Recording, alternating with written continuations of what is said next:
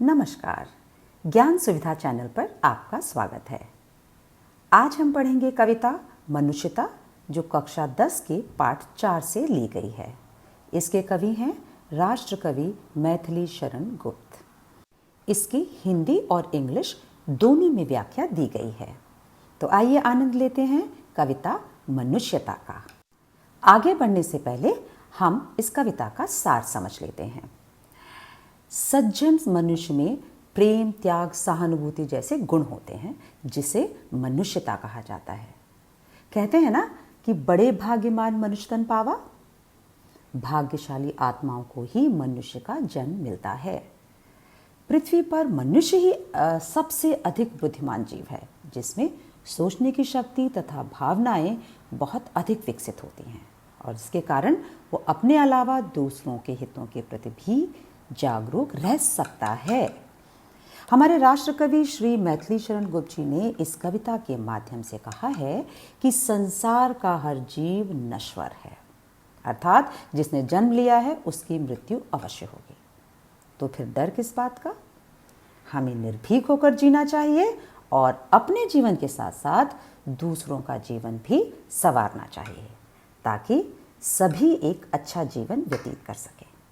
यही मनुष्यता है, जो मनुष्य का सर्वोपरि गुण है। हमें प्रेम, त्याग, सहानुभूति जैसे मनुष्यता के गुणों का भरपूर सदुपयोग करते हुए जीवन पथ पर आगे बढ़ना चाहिए। क्यों? Because we can, so we should.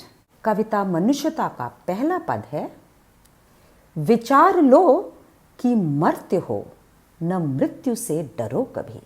मरो, परंतु यूं मरो कि याद जो करें सभी। हुई न यूं सुमृत्यु तो, वृथा मरे वृथा जिए। मरा नहीं वही कि जो जिया न आपके लिए।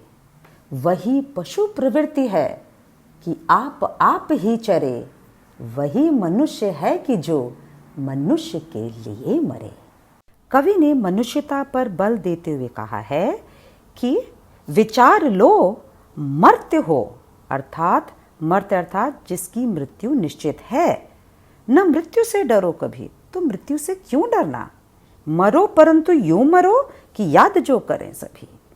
इस विचार को अच्छी तरह समझ लीजिए कि हर मनुष्य को एक दिन मरना है, इसलिए मृत्यु से कभी डरना नहीं चाहिए। निडर होकर ऐसा जीवन जीना चाहिए जो दूसरों के लिए समर्पित हो, जिसमें अपनी भलाई के अलावा दूसरों का हित भी निहित हो। दूसरों के लिए सहानुभूति केवल मनुष्य में ही होती है, इसलिए मानवता की भलाई के लिए हमें सार्थक अर्थात मीनिंगफुल, उद्देश्यपूर्ण जीवन जीना चाहिए, ताकि व्यक्ति की मृत्यु के बाद भी उसे याद किया जा सके। हुई न यूं सुमृत्यु तो, सुमृत्यु का अर्थ है अच्छी मृत्यु, तो वृथा मरे वृथा जिए। अगर हमारी सुमृत्यु, मीनिंगफुल मृत्यु नहीं हुई तो हम बेकार में जिए और हमारा मरना दोनों ही बेकार है। मरा नहीं वही कि जो जिया न आपके लिए। वही अमर होता है जो केवल अपने लिए नहीं बल्कि दूसरों के लिए भी जीता है। परोपकारी इंसान की मृत्यु को ही सुमृत्यु अर्थात सार्थक मृत्यु माना जाता है, अन्यथा मनुष्य का मरना तथा जीना दोनों ही बेकार हैं। वही पशु प्रवृत्ति है कि आप ही चले, अर्थात केवल अपने लिए ही सोचना पशु या जानवर का स्वभाव होता है, जो केवल अपने लिए चरता है और जीता है। ऐसा जीवन व्यर्थ है। सच्चा मनुष्य वही कहलाता है जो मनुष्यता के साथ परोपकार में जीवन व्यतीत करता है और दूसरों की भलाई के लिए अपने प्राण देने को तैयार रहता है। इस पद का इंग्लिश एक्सप्लेनेशन भी दिया गया है, इसे आप पढ़ सकते हैं। दूसरा पद है, उसी उदार की कथा सरस्वती बखानती। उसी उदार से धरा कृतार्थ भाव मानती।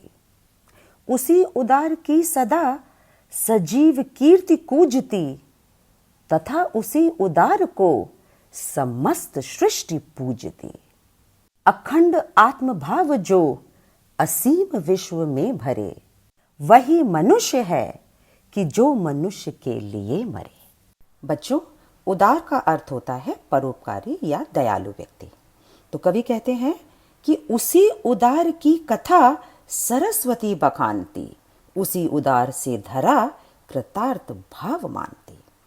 ऐसे परोपकारी व्यक्तियों की ही चर्चा किताबों में होती है। यहाँ सरस्वती का अर्थ है पुस्तकों में, किताबों में उनकी बायोग्राफी लिखी जाती है, उन पे फिल्में बनती हैं।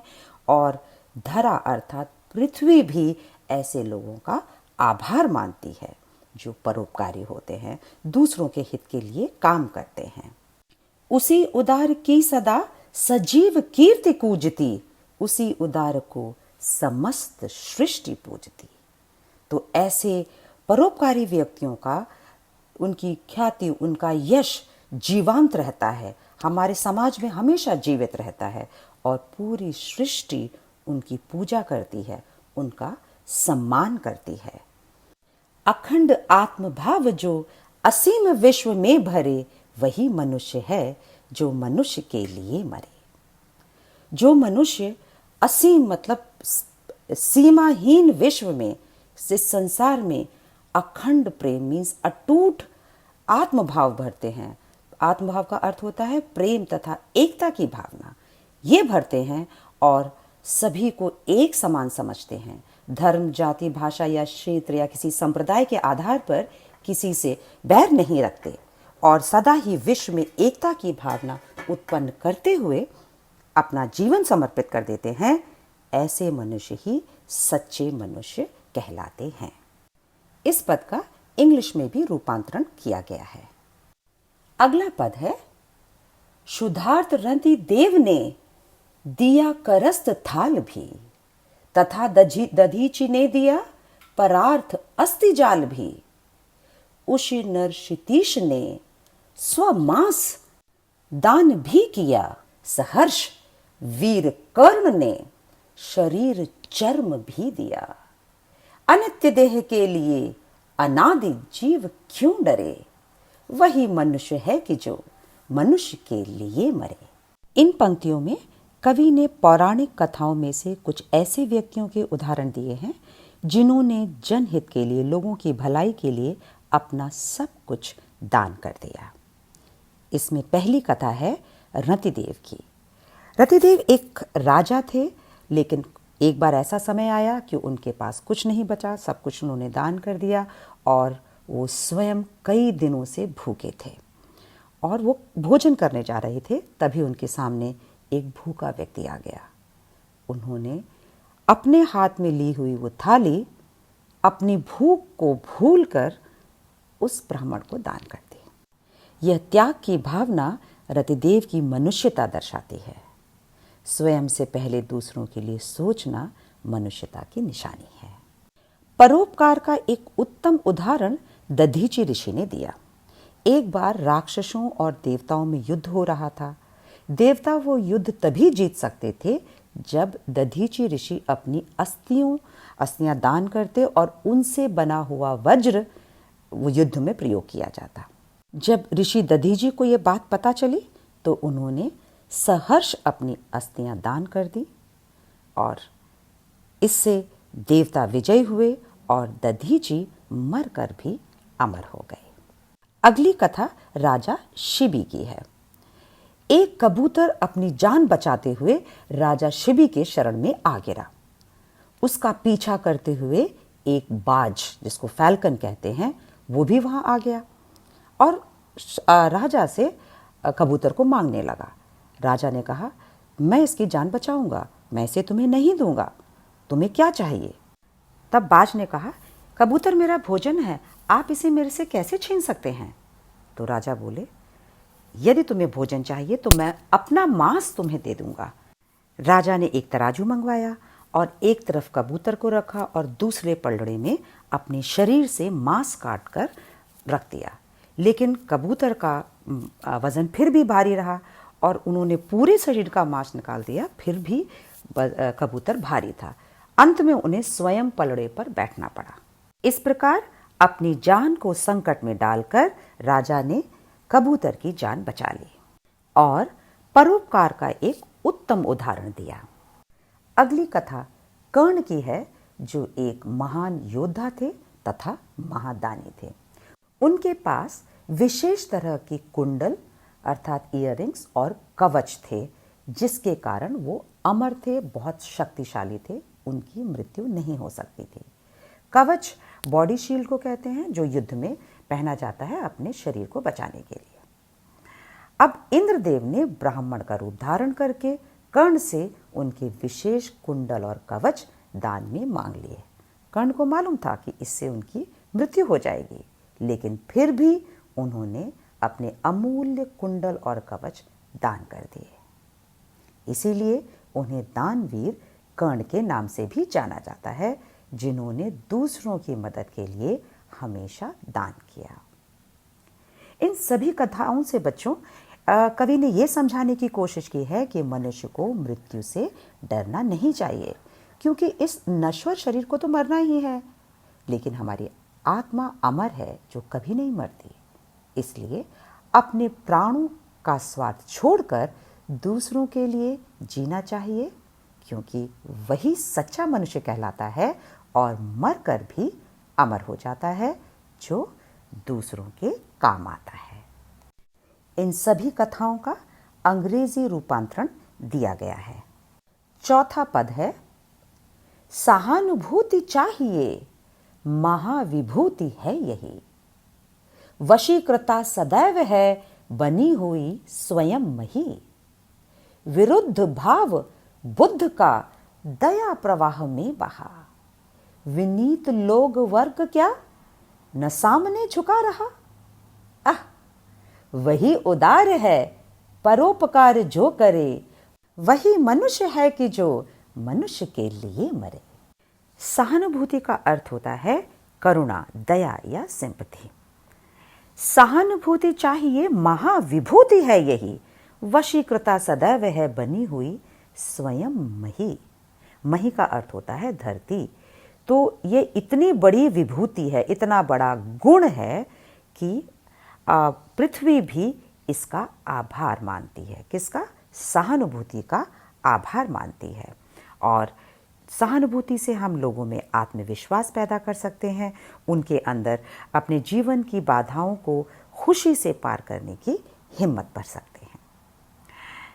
अगली पंक्तियां, विरुद्ध भाव बुद्ध का दया प्रभाव में बहा, विनीत लोक वर्ग क्या न सामने झुका रहा। महात्मा बुद्ध ने सामाजिक कुरीतियों को दूर किया और लोगों की पीड़ाओं को समाप्त किया। उनकी करुणा और कृपा के सामने समस्त समाज झुका हुआ है। विनीत लोक वर्ग का अर्थ होता है लोक वर्ग समाज, विनीत मतलब उनकी श्रद्धा में पूरा समाज नतमस्तक है। और ऐसे परोपकारी व्यक्ति को ही उदार और सच्चा मनुष्य माना जाता है। इस पद का इंग्लिश एक्सप्लेनेशन भी आप जान सकते हैं। 5वां पद है, रहो न भूल के कभी मदांध तुच्छ वित्त में, सनाथ जान आपको करो न गर्व चित्त में। अनाथ कौन है यहाँ?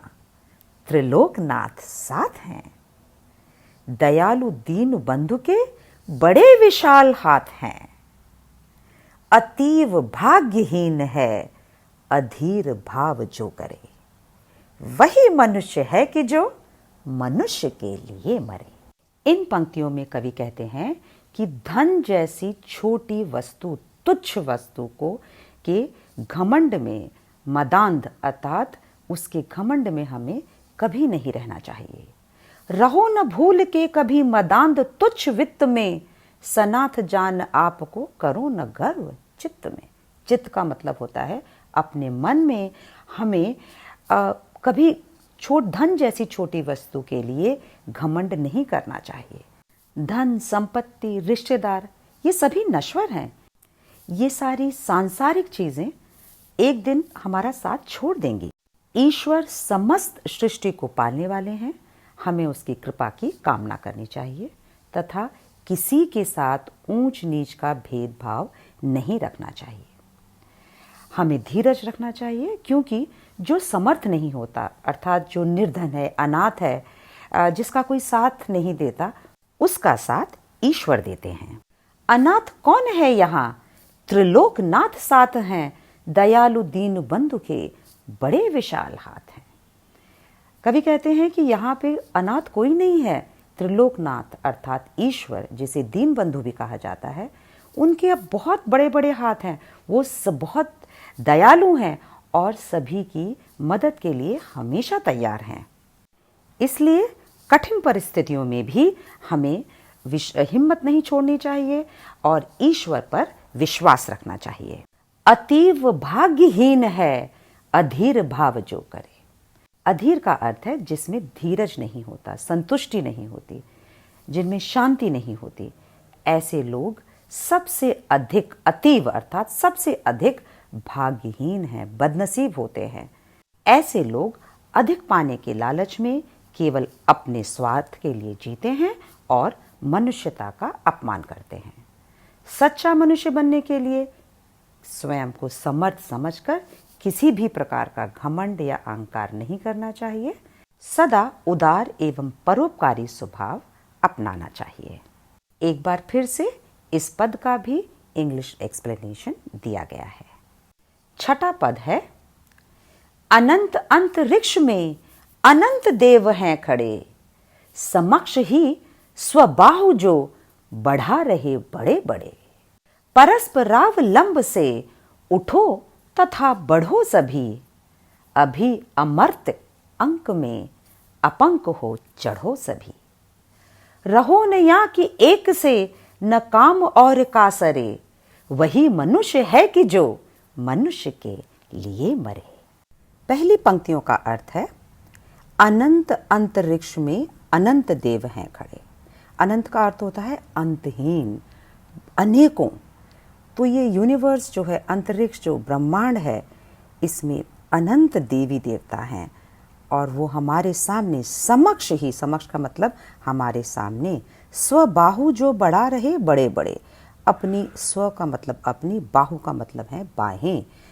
तो इस अनंत ब्रह्मांड में तमाम देवी देवता हैं, तमाम एंजल्स हैं, प्योर सोल्स हैं, फरिश्ते हैं जो हमारी मदद के लिए हमारे सामने बाहें फैलाकर खड़े हैं। परस्परावलंब से उठो तथा बढ़ो सभी, अर्थात परस्पर का अर्थ होता है एक दूसरे की मदद से। अवलंब मतलब मदद, एक दूसरे के ऊपर निर्भर होते हुए सभी लोग आगे बढ़ो। केवल एक के आगे बढ़ने से, एक की प्रगति से समाज की प्रगति नहीं होगी। समाज तभी आगे बढ़ सकता है जब सारे लोग मिलकर एक दूसरे की मदद करते हुए आगे बढ़ें। अभी अमर्त्य अंक में अपंक हो चढ़ो सभी, अर्थात अमर्त्य कौन होता है, जिसकी मृत्यु ना हो। और किसकी मृत्यु नहीं होती, ईश्वर की। वो हमेशा अमर है क्योंकि वो एक शक्ति है और शक्ति ना कभी मरती है ना कभी पैदा होती है। तो और अंत में हम सभी को मरना है और एक दिन उसी ईश्वर के पास जाना है, उसके अंक में, अर्थात उसकी गोद में जाना है। तो जब हम उस ईश्वर के पास जाएं तो कैसे जाना चाहिए, उस समय हमारी आत्मा कैसी होनी चाहिए, अपंक। अपंक मतलब पंख का अर्थ होता है कीचड़, अपंक का मतलब होता है बिना कीचड़ के, बिना किसी मैल के, बिना किसी बुराई के हमें शुद्ध होकर, प्रसन्न, तृप्त होकर ईश्वर के पास जाना चाहिए। हमें इस बात की संतुष्टि होनी चाहिए कि हमने अपना जीवन बुरे कर्मों से दूर रहकर परोपकार करते हुए बिताया। रहो न या कि एक से न काम और का सरे, हमें इतना स्वार्थी और संवेदनहीन नहीं होना चाहिए कि किसी के काम ना आ सके, क्योंकि असली मनुष्य वही है जो दूसरों के लिए जीता है और मरता है। इस पद को और अच्छी तरह समझने के लिए आप इसका इंग्लिश एक्सप्लेनेशन पढ़ सकते हैं। 7वां पद है, मनुष्य मात्र बंधु है, यही बड़ा विवेक है। पुराण पुरुष स्वयंभू पिता प्रसिद्ध एक है, फलानुसार कर्म के अवश्य बाह्य भेद हैं, परंतु अंतरैक्य में प्रमाण भूत वेद हैं। अनर्थ है कि बंधु ही न बंधु की व्यथा हरे, वही मनुष्य है कि जो मनुष्य के लिए मरे। यहाँ कवि कहते हैं कि हम सभी मनुष्य एक दूसरे के भाई बंधु हैं। बंधु का अर्थ है संबंधी, और ये एक बहुत बड़े ज्ञान की बात है, ये एक बड़ा विवेक है, क्योंकि हम एक ही ईश्वर के अंश हैं, उसकी संतान हैं। वो ईश्वर जिसको हम पुराण पुरुष, स्वयंभू अथवा परमपिता परमेश्वर के नाम से जानते हैं। फलानुसार कर्म के अवश्य बाह्य भेद हैं। अपने अपने कर्म के अनुसार हम लोगों में आपसी भेद जरूर हैं। हर मनुष्य दूसरे से अलग नजर आता है। कोई अमीर है, कोई गरीब है, कोई शक्तिशाली है, कोई बलहीन है, बीमार है। रंग रूप में हम सब अलग, बाहर से देखने में अलग नजर आते हैं, लेकिन अगर हम आत्मा के हिसाब से देखें तो हम सभी एक आत्मा, एक ही ईश्वर से पैदा हुए हैं। इसलिए हम सभी आपस में भाई बंधु हैं। और हम कैसे, इस बात का क्या प्रमाण है, क्या सबूत है? ये बातें हमारे वेदों में लिखी गई हैं, पौराणिक ग्रंथों में इन सभी बातों का जिक्र है कि हम आत्मा के हिसाब से हम उस ईश्वर की संतान हैं, इसीलिए एक दूसरे के भाई बंधु हुए। अनर्थ है कि बंधु ही न बंधु की व्यथा हरे। और अगर हमें इस बात का ज्ञान है कि हम एक दूसरे के भाई बहन हैं, तो फिर हमारा जीवन अनर्थ है, अर्थहीन है कि ये सब जान के भी यदि हम एक दूसरे की मदद नहीं करते हैं तो। इसीलिए सच्चा मनुष्य वही कहलाता है जो एक दूसरे के काम आए, जिसमें स्वयं के साथ साथ औरों के उत्थान की भी भावना हो। आपकी सुविधा के लिए हर कठिन शब्द का अर्थ दिया गया है तथा इंग्लिश में एक्सप्लेनेशन भी दिया गया है। इस कविता का अंतिम पद है, चलो अभीष्ट मार्ग में सहर्ष खेलते हुए, विपत्ति विघ्न जो पड़े उन्हें ढकेलते हुए, घटे न हेल मेल हाँ, बढ़े न भिन्नता कभी, अतर्क एक पंथ के सतर्क पंथ हूं सभी। तभी समर्थ भाव है कि तारता हुआ तरे, वही मनुष्य है कि जो मनुष्य के लिए मरे। इन पंक्तियों में कवि ने मनुष्य को उसकी जीवन यात्रा का सही मार्ग बताया है। चलो अभीष्ट मार्ग में सहर्ष खेलते हुए। अभीष्ट मार्ग मतलब है जो भी रास्ता आपने अपने जीवन में चुना है अपनी इच्छा से। कोई डॉक्टर, कोई इंजीनियर, कोई व्यापारी बनना चाहता है, पॉलिटिशियन, समाज सेवक, जो भी आप बनना चाहते हैं उस मार्ग पर चलिए। कैसे चलिए? लेकिन सहर्ष खेलते हुए, खुशी के साथ खेलते हुए, एंजॉय करते हुए आप उस मार्ग पर चलिए। लेकिन ये जीवन है, इसमें विपत्ति, विघ्न, कठिनाई, बाधाएं ये सब जरूर आएंगी, लेकिन उनको पीछे ढकेलते हुए आप खुशी से आगे बढ़िए। लेकिन आगे बढ़ते वक्त इस बात का ध्यान रखना है कि घटे न हेल मेल हाँ, बढ़े न भिन्नता कभी। हमारे बीच में जो हेल मेल है, आपसी प्रेम की भावना है, वो कभी कम नहीं होनी चाहिए। और हम मनुष्यों में आपस में कभी भिन्नता अर्थात भेदभाव बढ़ने नहीं चाहिए। एक दूसरे के प्रति हमारे वैर बढ़ने नहीं चाहिए और खुशी से हमें अपने जीवन के मार्ग पर आगे बढ़ते रहना चाहिए, जो भी मार्ग हमने अपनी इच्छा से चुना है। अतर्क एक पंथ के सतर्क पंथ हों सभी।